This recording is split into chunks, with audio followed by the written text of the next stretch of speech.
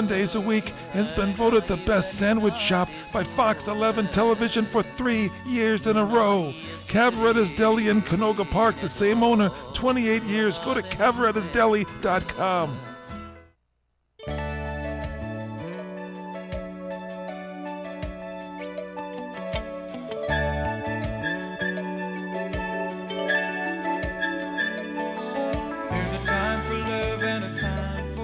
Welcome back, everybody. It is the PM Show with Larry and Nancy Manetti. And on the line right now, Tony Danza, of course, legendary actor from Taxi and Who's the Boss. And Tony, you've been an extremely busy guy lately, I got to say. Oh, yeah. I'm enjoying an interesting time. It's really fun. The big thing I have is, I have this book coming out in September. I actually wrote a book. It's a memoir of the year I spent teaching in Philadelphia. 2 years ago, I spent a year teaching 10th grade English in an inner-city school in Philadelphia, Northeast High. In fact, and by the way, on the 13th, just 2 weeks ago, my kids that I taught graduated.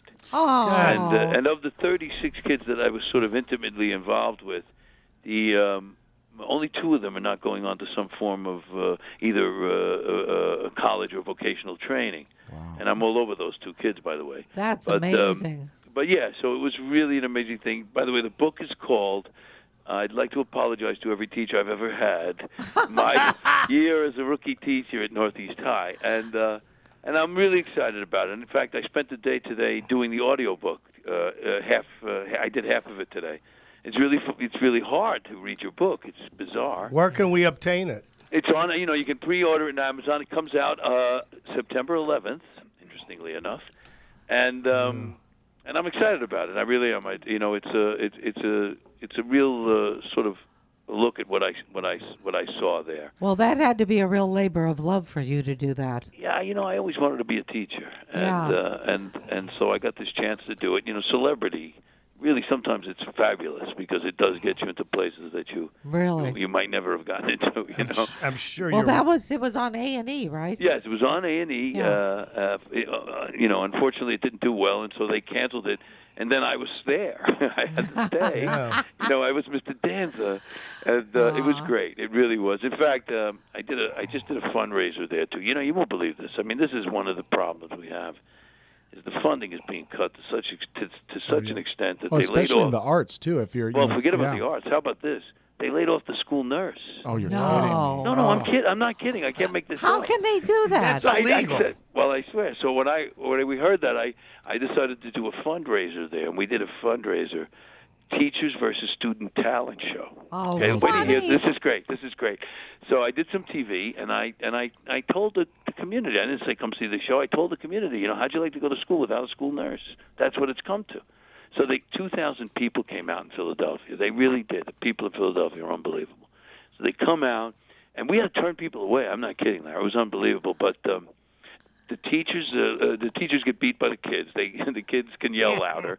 So the kids. So I had American Idol like auditions, and we charged the kids for that. It was unbeliable. We That's really phenomenal. raised a lot of money, and we put 2 teams together: seven teacher acts and 7 student acts, and then I had one of the kids was the MC, and it was really a terrific show. But the kids beat the teachers, and then we got a big trophy, a big trophy, and then we had 3. Individual prizes. Third place was a teacher who was really afraid to sing.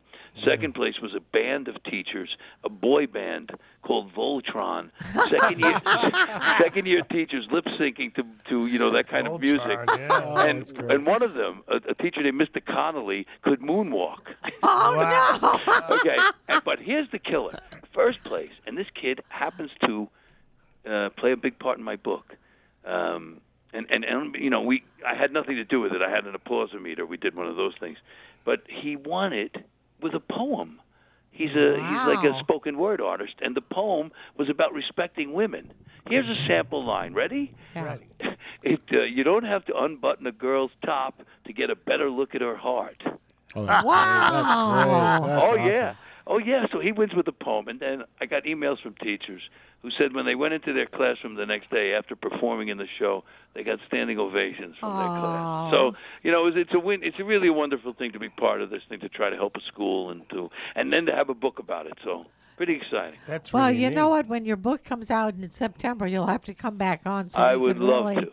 No, I would love to. I look forward to reading it. Tony, we've got a gentleman from France on the line. Jean-Luc. Oh. Jean-Luc, who would like to ask a question of Let you. me say before he's from France, right? Yes. Yeah, it's late All right, there. so that means my show, Who's the Boss, was a big hit there, and it was called Madame est servie.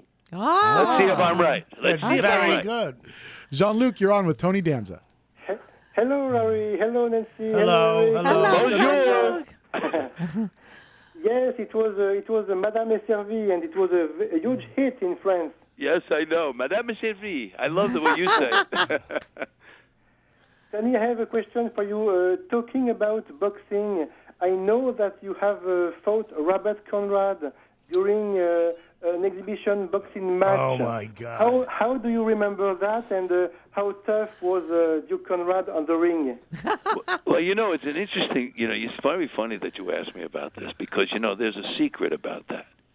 There's a secret that I covered up a long time ago, and because I was terribly embarrassed about this. See, what happened was I took over for Rick Dees for a week when he had that late night show called Into the Night. Right. I ran into Phil Bluth, who ran ABC at the time, in the bathroom at Spago in Hollywood. And he said, take the show. And I said, I'm doing a sitcom. I can't take the show. But I really wanted to try a late night show. So he gave me a week. And I called all my friends, and one of them was Robert Conrad. And I told Bob, I had Arnold Schwarzenegger on, Joe Pesci was on. It was unbelievable. So I called, Phil Donahue was on. And now you're making me think about it. Anyway, so I called Bob Conrad, and I said, Bob, I know you're. He was saying, he was going around saying he wanted to box Mickey Rourke, who was at the time boxing. He was saying he could take Mickey Rourke. So I said to Bob, Bob, you'll be my first guest, and then we'll put a ring up. We'll fly Richard Steele, the great referee, in from Vegas, and we'll do a bit. We'll box, me and you. We'll do the Mickey Rourke Invitational. And here's the bit. In the second, we'll do two 1-minute rounds and a 30-second in between rest. And in the second round, you'll hit me in the chin. I'll go down. We'll get a Luma crane so that we'll have the shot from Requiem for a Heavyweight where he's lying on the canvas. And we'll pull back, and then when he gets to 8, I'll stop Richard Steele and say, wait a minute, I want to savor this moment.